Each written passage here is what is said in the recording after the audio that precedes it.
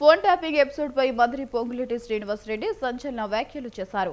Phone tapping పరికరాలు ఇంకా BRS నేతల వద్ద ఉన్నట్లు అనిపిస్తుందని, లేకుంటే నేను కాన్ఫరెన్స్ కాల్లో ఏం మాట్లాడానో ఎలా చెప్పగలుగుతున్నారని బీఆర్ఎస్ నేతలను ఉద్దేశించి పొంగులేటి మాట్లాడారు.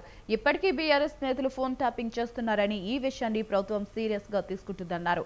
ఇంకా ఎన్ని పరికరాలు ఏ మామిడి తోటలు, ఫామ్ హౌస్లు, ఇళ్లలో ఉన్నాయో తెలుసుకుంటామని చెప్పారు.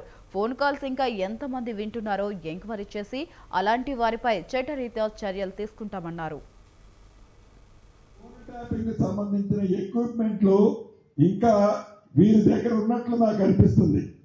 ఏదైతే నేను కాన్ఫరెన్స్ లో నేను తీసుకున్న కాల్ని నేను ఏం మాట్లాడానో అని మీరు అడుగుతున్నారో, వీరి దగ్గర ఫోన్ ట్యాపింగ్ చేసి ఉండకపోతే ఇప్పుడు కూడా చేస్తున్నారు. దీన్ని బట్టి ప్రభుత్వం సీరియస్ గా తీసుకుంటుంది.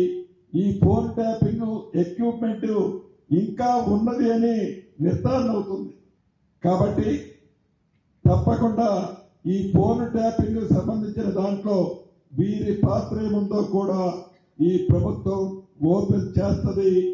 ఇంకా ఎన్ని ఎక్విప్మెంట్లు ఏ మామిడి తోటలలో, ఏ ఫామ్ హౌసెస్ లో ఎవరు ఇంట్లో ఉండి ఇంకా దొంగతనంగా ఈ ఫోన్ ట్యాపింగ్ లో ఎంతమంది వింటున్నారో ఈ ప్రభుత్వం ఎంక్వైరీ చేసి వారిని కూడా